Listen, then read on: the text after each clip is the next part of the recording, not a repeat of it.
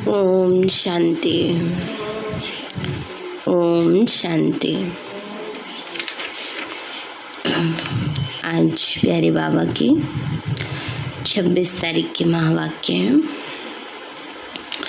बाबा बोले, मीठे बच्चे, अब बेहद की रात पूरी हो रही है। बेहद की रात माना द्वापर और कलयुग है, बेहद की रात। सतयुग और त्रेता है दिन और द्वापर कलयुग है रात। तो बाबा कहते, बच्चे अब बेहद की रात पूरी हो रही है, दिन आने वाला है, वापस घर चलना है। इसलिए अब दर दर भटकना बंद करो। बाबा ने कहा वापस घर चलना है, इसलिए अब दर दर भटकना बंद करो। प्रश्न है, किस प्रैक्टिस के आधार पर तुम बच्चे सर्विस बहुत अच्छी कर सकते हो? बाबा बोले, यदि कम से कम 8 घंटे तक याद बनी रहे, ये प्रैक्टिस हो जाए तो सर्विस बहुत अच्छी कर सकते, क्योंकि याद से ही सारे विश्व में पवित्रता और शांति के वाइब्रेशन फैलते हैं। याद से ही विकर्म विनाश होंगे और पद भी ऊंचा मिलेगा।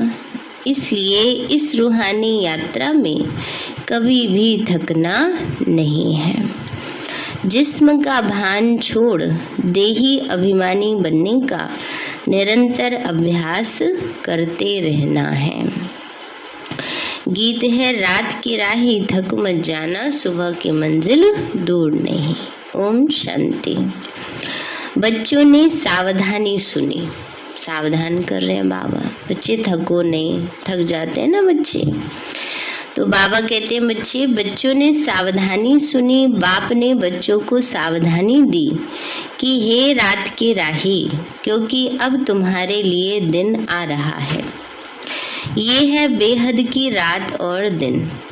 बेहद की रात पूरी होती है और बेहद के दिन की स्थापना हो रही है। अब तुम बच्चों को जाना है अपने घर, जिसके लिए तुमने आधा कल्प भक्ति की है, परंतु तुम बाप को ढूंढ न सके। बाबा ने का घर जाना है, जिसके लिए भक्ति की, पर जहाँ जाना है वहाँ रास्ता बताने वाले कोई नहीं ढूंढ सके, भगवान को ढूंढ नहीं सके, क्योंकि उनके नाम रूप को बदल दिया। अब तुम बच्चे जानते हो कि बाप दिन अथवा कलयुग से सतयुग में जाने का रास्ता बता रहे हैं। बाबा ने समझाया है, भ्रष्टाचारी उनको कहा जाता है जो विकार से पैदा होते हैं। भारतवासी बाप को ही भूल गए। गीता का भगवान निराकार है, उसके बदले साकार कृष्ण का नाम डाल दिया। भटकना कहाँ से शुरू हुआ? यहाँ से शुरू हुआ। गीता में श्री कृष्ण का नाम डाल दिया। पतित पावनी गंगा को बना दिया। सोचा डुबकी लगाओ, सारे पाप धुल जाए ना, तो और पाप कर लो फिर ना। कई कहते हैं बड़ी मुश्किल से एक जन्म मिला है, जो करना है कर लो, अच्छा नहीं बुरा ना, मौज करना है मौज कर लो, कहाँ दोबारा मिलेगा। ये नहीं सोचते अच्छे कर्म के लिए भी तो यही जन्म है। तो बाबा कहते हैं बच्चे, यह है बड़े ते बड़ी भूल, जिस कारण आधा कल्प दुख भोगना पड़ा है। भूल निमित्त बनी है दुख भोगवाने के।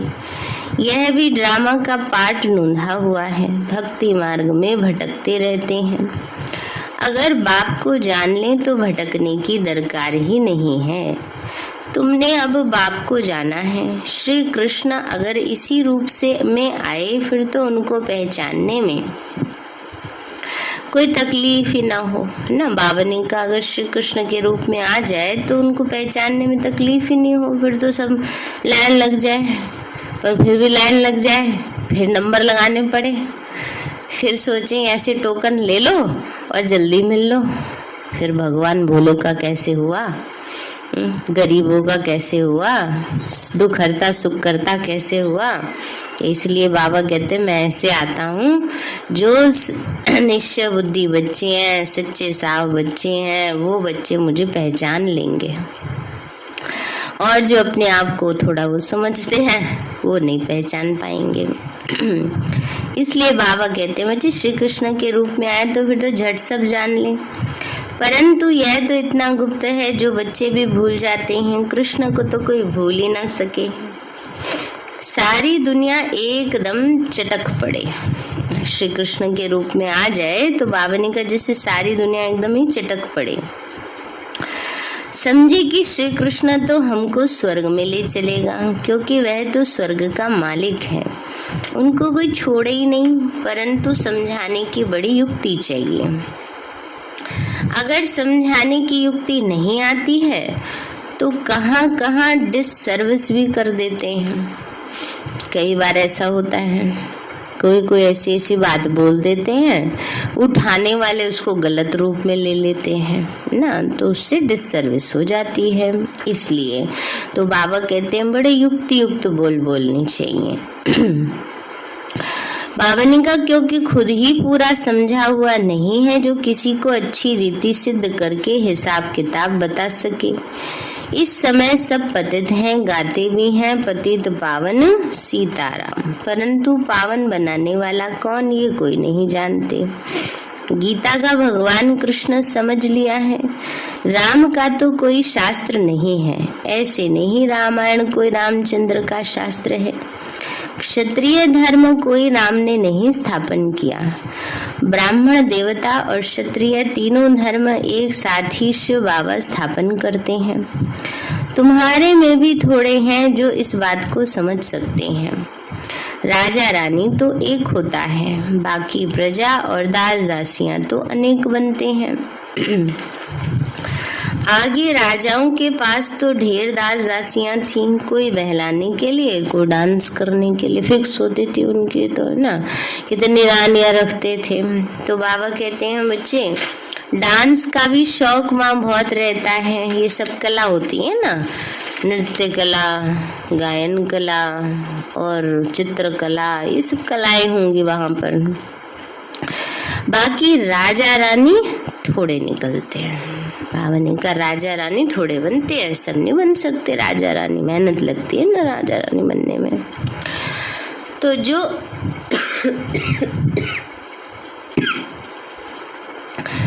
जो अच्छी रीति समझ और समझा सकते हैं, प्रदर्शनी की सर्विस से मालूम पड़ जाता है कि कौन कौन अच्छी रीति समझा सकते हैं। पहली बात यह समझानी है कि भगवान को न जानने के कारण सर्वव्यापी कह दिया है। दूसरा, कृष्ण को भगवान कहने से स्वर्ग रचने वाले शिव बाबा का नाम गुम कर दिया है। निराकार बाप ही सबका रचयिता है, उस एक को ही याद करना है। वही राजयोग सिखलाते हैं, परंतु गीता में जो कृष्ण भगवान वाच लिख दिया है, इस कारण ही हाथ में गीता उठाए झूठी कसम लेते हैं ना, कोर्ट में दिलवाते हैं ना कसम।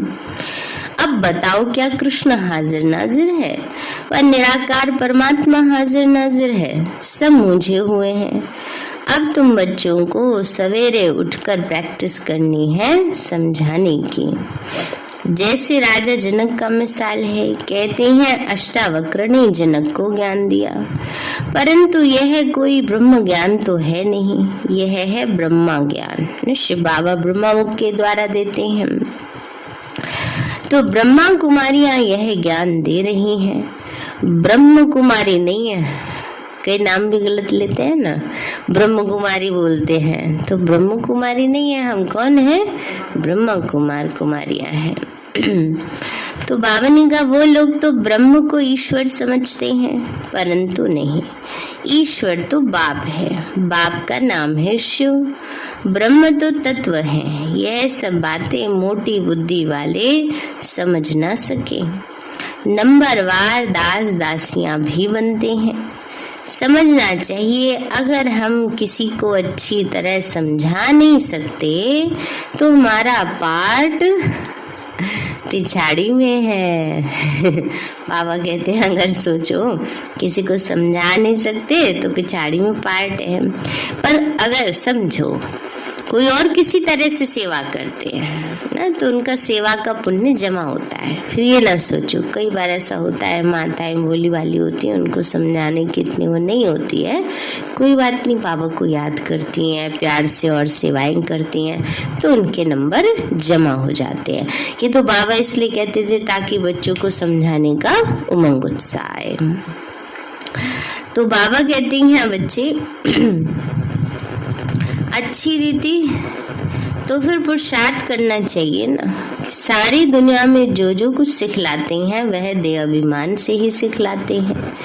देही अभिमानी सिवाय तुम ब्राह्मणों के कोई है नहीं, तुम्हारे में भी नंबरवार हैं। जो आत्माभिमानी बनते हैं हम आत्माओं को सुनाते हैं। आत्मा इन ऑर्गन्स द्वारा बोलती है। आत्मा कहती है मैं नहीं सुन सकती हूँ, मेरे ऑर्गन्स, मतलब कोई अगर किसी के ऑर्गन खराब हो तो वो कहेंगे कि उनके ऑर्गन खराब है। समझो किसी को कान से कम सुनाई देता है, ये कहेंगे ना कान से थोड़ा कम सुनाई देता है, ऑर्गन ठीक से काम नहीं करता है।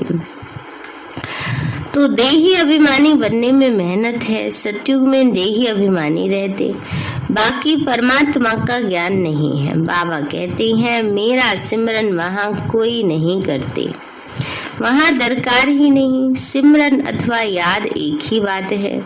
वो लोग माला हाथ में लेते हैं, मुख से राम राम कहते हैं। यहाँ राम अक्षर कहना भी जैसे रॉन्ग हो जाता है। राइट अक्षर है शिव बाबा, परंतु शिव शिव भी कहना नहीं है, कोई रटना नहीं है।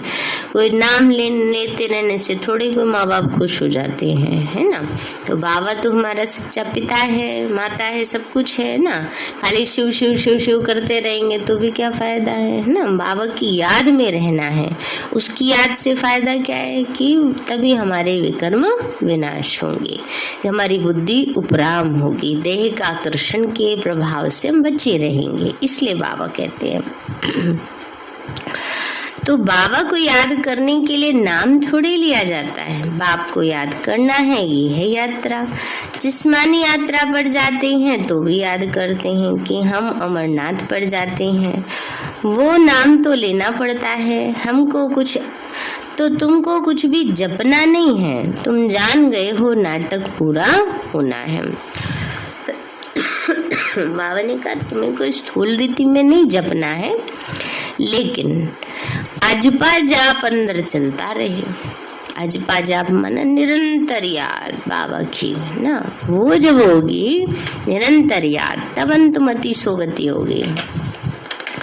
तो तुम जान गए हो नाटक पूरा होता है, हमारे 84 जन्म पूरे हुए, यह पुराना चोला छोड़ना है, पाठ बजाते बजाते पतित होना है।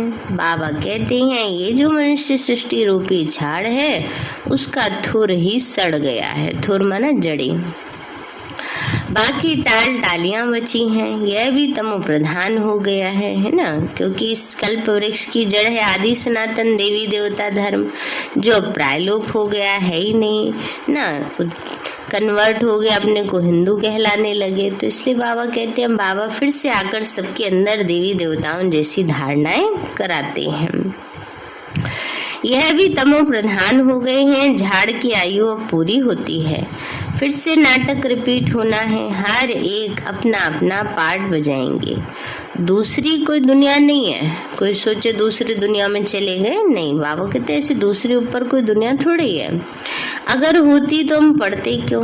कहते हैं बाबा फिर से आकर राजयोग सिखलाओ, गीता ज्ञान सुनाओ, पावन बनाओ, परंतु पतित हम कैसे बने ये कोई नहीं जानता। अब तुम जानते हो हम ही पावन थे, फिर हिस्ट्री रिपीट होती है। अब बाबा कहते हैं वापस घर चलना है। तो घर में तो बाप ही रहते हैं, कहते हैं परम धाम में रहते हैं, फिर भूल जाते हैं। आत्माएं भी ब्रह्मांड में रहती हैं, ये है सृष्टि, इसमें मनुष्य रहते हैं। ब्रह्मांड में आत्माएं रहती हैं, फिर यहाँ आती हैं पार्ट बजाने, है ना। बाबा ने कहा यहाँ आत्माएं आती हैं क्या करने, पार्ट बजाने। ऊपर में आकाश तत्व है, पैर सबके पृथ्वी पर हैं, ग्रेविटी की वजह से है ना, पैर पृथ्वी पर हैं और सिर के ऊपर आकाश है। बाकी शरीर कहाँ, वह तो आकाश तत्व में ही है, वहाँ तो आत्माएं स्टार्स रहती हैं। परम धाम में तो सब आत्माएं स्टार्स के रूप में हैं, वहाँ गिरने की चीज ही नहीं जो हम गिर पड़ेंगे बाबा कहते हैं वहाँ पर आत्माएं स्टार्स हैं ना, ऐसे नहीं कि कोई गिर जाएंगे कोई ना, यहाँ ग्रेविटी के कारण गिरते नहीं है ना। अब चंद्रमा पर गए तो वहाँ तो लोग उड़ ही रहे हैं, है ना। मंगल पर गए, वहाँ ग्रेविटी तो है नहीं तो उड़ रहे हैं, लेकिन बाबा कहते हैं वहाँ उड़ने की भी बात नहीं है ना। आत्मा जाकर बस साइलेंस पे बैठ जाती है, उसको है ना गिरती है ना बैठती है ना उड़ती है, जुड़ती बिंदु है ना, टिक जाती है। तो बाबा ने कहा गिरने की कोई बात नहीं है, लिखते भी हैं गिरने का डर नहीं, इतनी आकर्षण है। साइंस वाले रॉकेट में जाते हैं चक्कर लगाने, फिर बाहर भी निकलते हैं, लिखते हैं गिरने का डर नहीं, इतनी आकर्षण है। जो मनुष्य आकाश तत्व में ठहर जाते हैं तो इतनी छोटी सी आत्मा मह तत्व में क्यों नहीं ठहर सकती। रहने का स्थान वहाँ है। यह सूर्य चांद स्टार्स बहुत बड़े हैं, ये कैसे ठहरे हुए हैं। कोई रस्सी आदि तो है नहीं, ये तो सारा ड्रामा बना हुआ है। हम 84 के चक्र में आते हैं, ये तो झाड़ है, कितनी बड़ी टालियां हैं, बाकी छोटे छोटे थोड़े ही देख सकेंगे बाबा भी नटशेल में समझाते हैं, मैंने शॉर्टकट में समझाते हैं बाबा। जो पीछे आते हैं वो जरूर थोड़े ही जन्म लेंगे, बाकी एक का हिसाब नहीं बताएंगे। बाबा ने कहा बच्चे तो पीछे आने वाली आत्माएं तो थोड़े ही जन्म लेंगी। तुम बच्चे जानते हो ब्रह्मा द्वारा ब्राह्मण देवता क्षत्रिय धर्म की स्थापना हो रही है, जिससे स्थापना हुई उनको ही फिर पालना करनी है। ब्रह्मा विष्णु शंकर तीनों ही देवताएं अलग अलग हैं, बाकी ऐसे नहीं। ब्रह्मा को 3 मुख हैं, है ना, अलग अलग पार्ट हैं, वो चाहे हैं हम आत्मा के ही एक के, लेकिन अलग अलग पार्ट हैं। जैसे इस समय ब्रह्मा का पार्ट चल रहा है, सतयुग में विष्णु का पार्ट चलेगा, है ना। अब लास्ट में तपस्वी मूर्ख शंकर का पार्ट चल रहा है। तो बाबा कहते हैं बच्चे तुम बिल्कुल बेसमझ बन गए हो। बाबा आकर क्या बना रहे, सबको बन गए समझदार। बाबा कहते समझदार बनाते हैं बाबा। अभी तुम सब सीताएं रावण की कैद में हो, तुम ही बंदर थे तुम्हारी सेना ली। बाबा कहते कैसे थे, बंदर बुद्धि थे, है ना तुम ही बंदर थे, तुम्हारी ही सेना ली, तुमको ही मंदिर लायक बनाया। अब राजधानी स्थापन हो रही है, जितना जो श्रीमत पर चलेंगे उतना ही ऊंचा पद पाएंगे। तुम जानते हो हमारे मम्मा बाबा नंबर 1 में जाते हैं, स्थूल वतन में तुम्हारे सामने बैठे हैं, सूक्ष्म वतन में भी देखते हो बैठे हैं, और फिर बैकुंठ में भी देखते हो।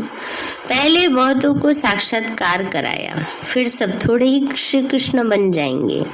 बाल लीला आदि दिखाई जाती है पुरुषार्थ कराने के लिए, है ना। जो पार्टीशन वाला टाइम था, क्यों नहीं पता चला उस समय क्या दुनिया में हो रहा है ना। बाबा ने सब बच्चों को ऐसे साक्षात्कार में बिजी रखा, ओम की ध्वनि करते थे, बस ऐसे अनुभव होता था स्वर्ग में है, श्री कृष्ण के साथ रास कर रहे हैं, खेल पाल कर रहे हैं, कभी शादी देख रहे हैं लक्ष्मी नारायण की, कभी कुछ देख रहे हैं ना। ऐसे साक्षात्कार बहुत होते थे, उस समय बिजी रहते थे, तो इतना वो पता ही नहीं चला दुनिया में क्या हो रहा है। तो इसलिए बाबा कहते बच्चे बाल लीलाएं आदि दिखाई पुरुषार्थ के लिए कि ऐसा बनने पुरुषार्थ करें।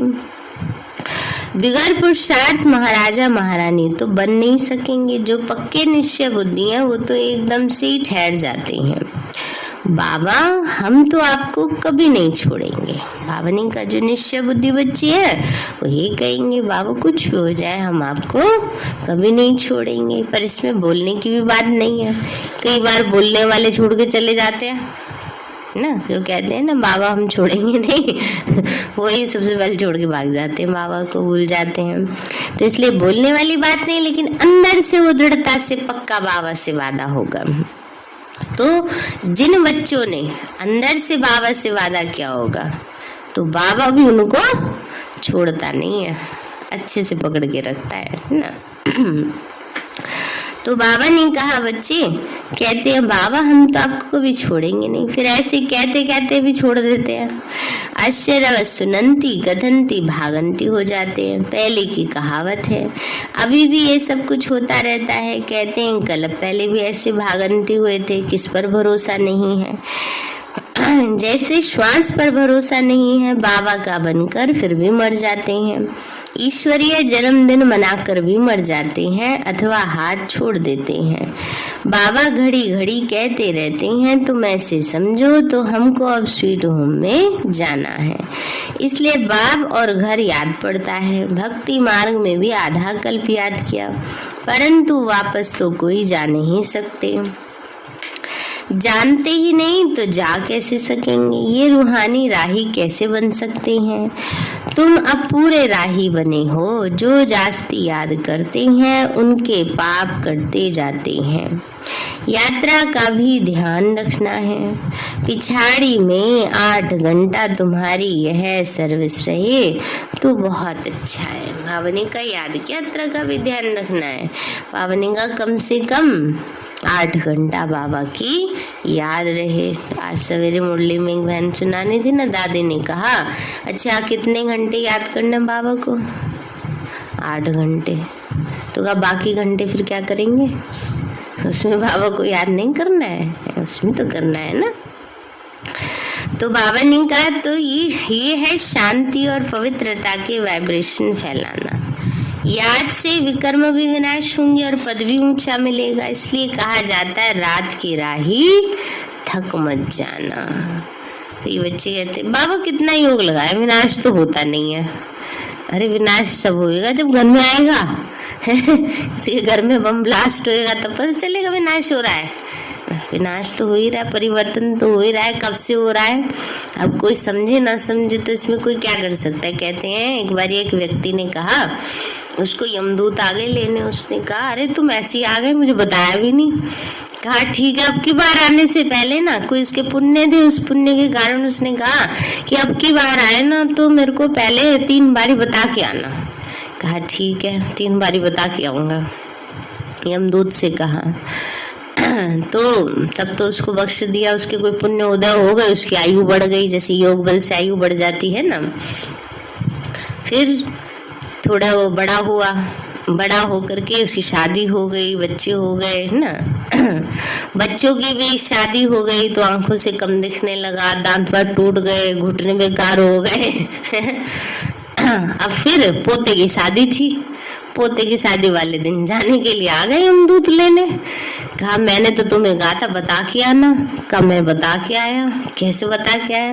कल जब तुम्हारी वो पूरा हुआ था, बेटी की तुमने शादी की थी तो तुम्हारी आंखों से कम दिखने लगा था। वो पहला इंडिकेशन था कि अब चलो आंखें मिचने का टाइम आ गया है। फिर कहा दांत टूटने लगे कि अब खाना पीना भी छूट रहा है, सांस भी जाने वाली है ना। ये दूसरा इंडिकेशन था। चलना फिरना कम हो गया, घुटने काम करने बंद, बुढ़ापे की निशानियां तो होती है ना ये। कहा मैंने तुम्हें 3 इंडिकेशन दिए, तुमने समझा ही नहीं तो मैं क्या करूं। तो ऐसे ही देखो बाबा ने कितने सारे इंडिकेशंस दिए हैं ना। बाबा हम सुना करते थे, बाबा का व्यक्त पार्ट भी क्लोज हो जाएगा। पहले बहुत सालों पहले, अब प्रैक्टिकल में देख रहे हैं। सुना करते थे बाबा का दृष्टि वाला पार्ट चलेगा। 3 साल तक बाबा का दृष्टि वाला पार्ट चला। बाबा ने मुरलियां थोड़ी चलाई। 13, 14 के बाद 15, 16, 17 3 साल तक बस बाबा ने बच्चों का खुश रहो, बच्चे मेरा बाबा करते रहो, दृष्टि बाबा ने दी, शक्ति दी। फिर उसके बाद अव्यक्त जो ऐसा पार्ट शुरू हुआ है ना, 18, 19 साल, उसमें वो रिकॉर्डिंग धीरे धीरे चलानी शुरू की ना। दादी ने सूक्ष्म में बाबा ने दादी को इसलिए बिठाए रखा अब भी सुधर जाए बच्चे, अब भी पुरुषार्थ कर लें। और फिर जो बाबा ने कहा घर से बाहर नहीं निकल सकोगे, कोरोना आ गया। तो ये सब क्या है, इंडिकेशंस नहीं है क्या अंत समय के?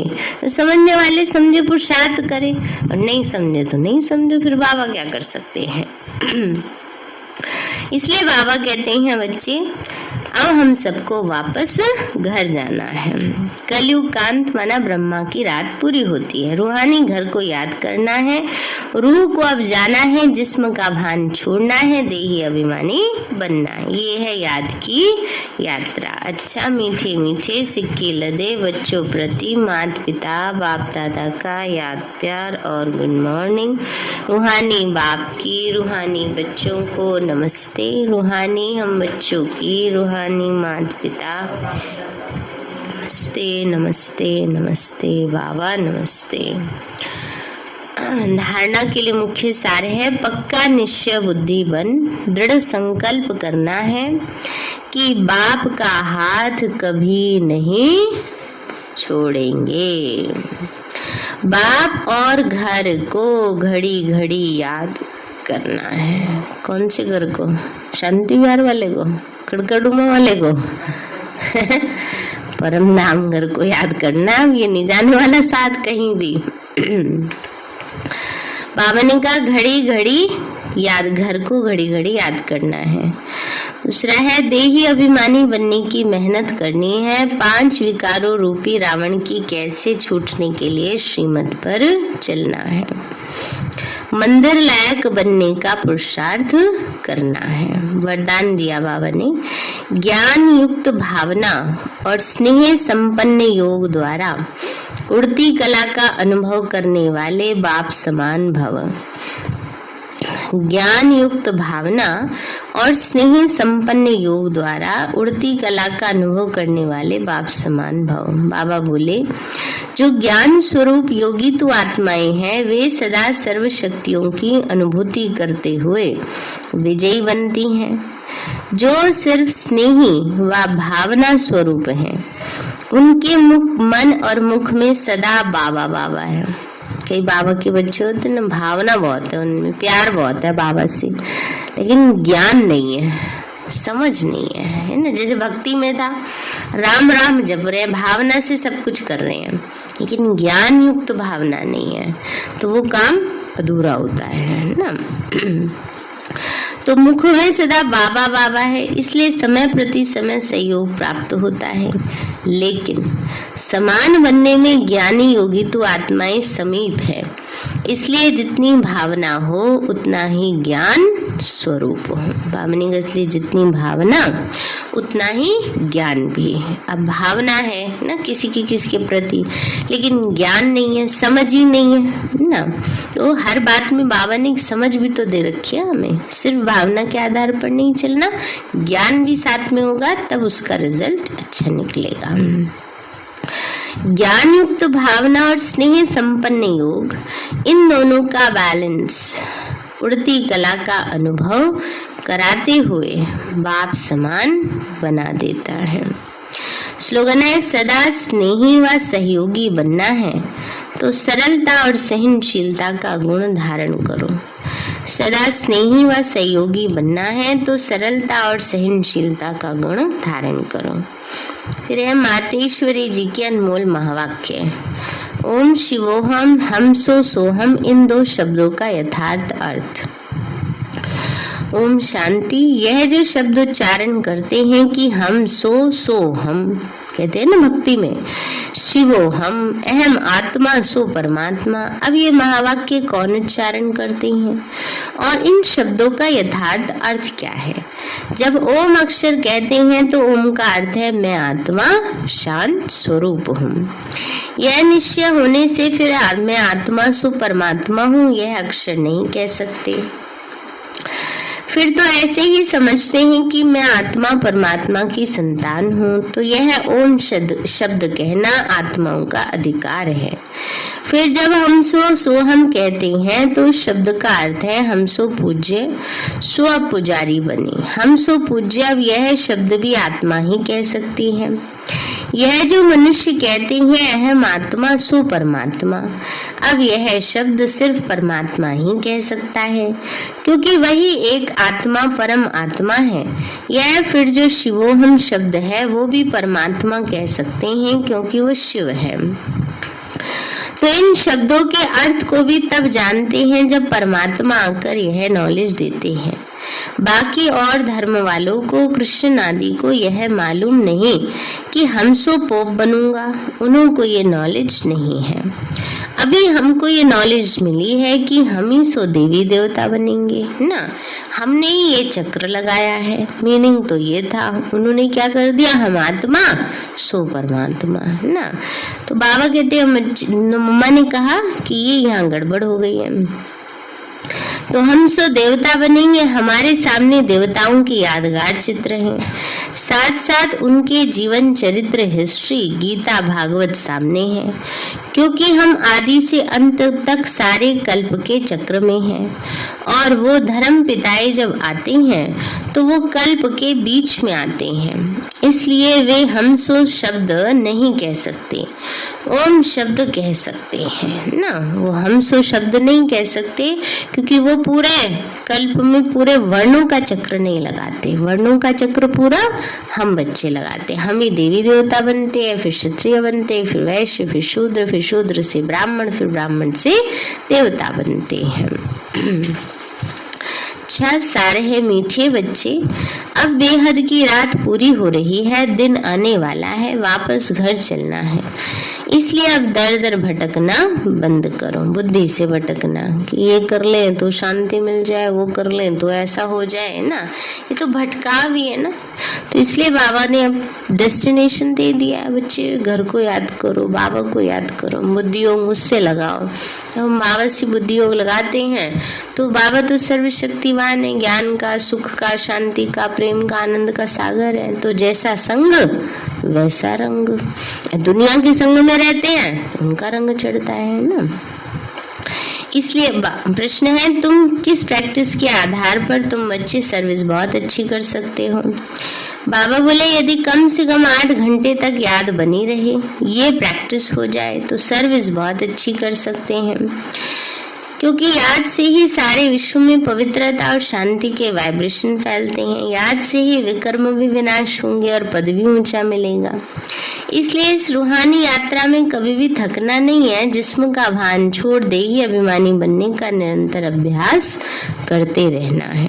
गीत है, रात के राही थक मत जाना, सुबह की मंजिल दूर नहीं। अच्छा, ओम शांति।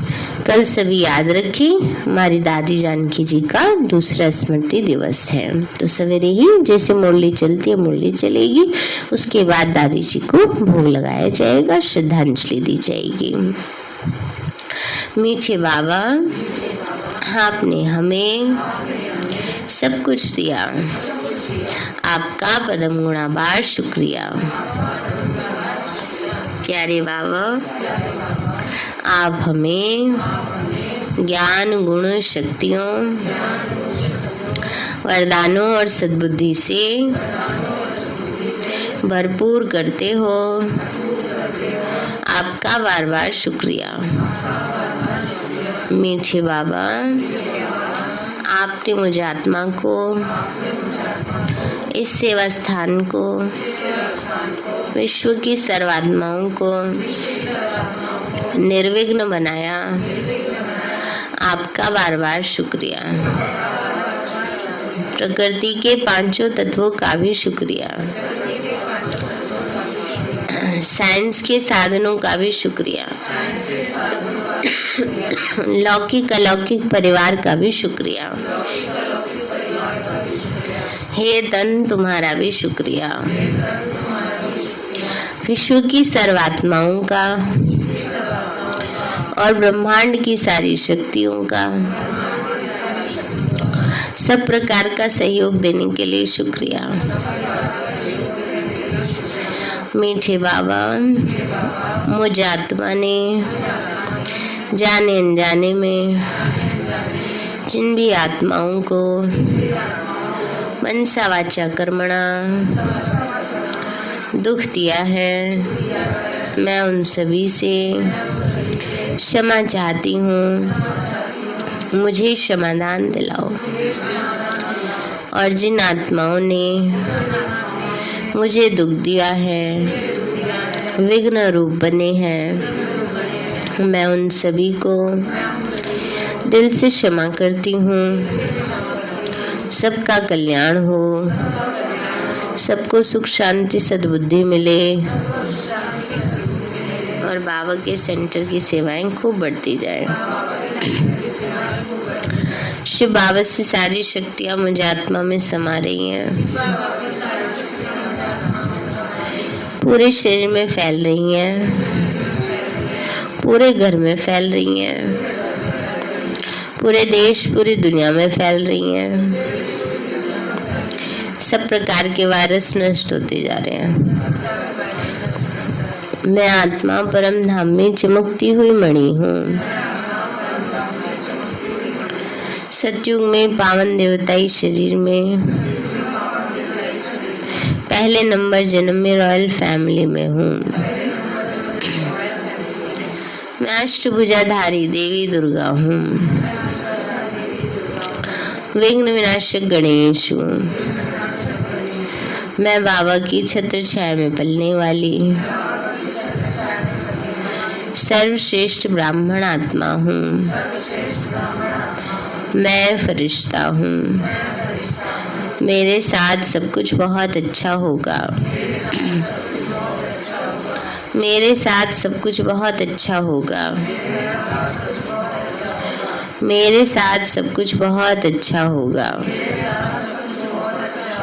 वाह रे मैं, वाह मेरा श्रेष्ठ भाग्य, वाह बाबा।